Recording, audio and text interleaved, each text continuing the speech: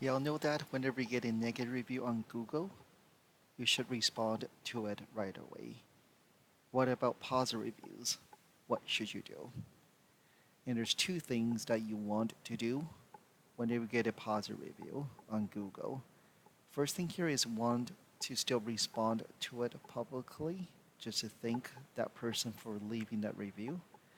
And the second thing here is you want to share it on social media. And let me show you how easy it is to do this. So log into your Google account. It's business.google.com. Once you go on there, is you go directly to reviews, and it's so easy to respond to it. You just hit reply and then just thank the reviewer. Once you've done that, is you go back to your map listing, and right, you will see that you can actually click on share. Once you click on share, you can copy a link and you can post it on Facebook and Twitter.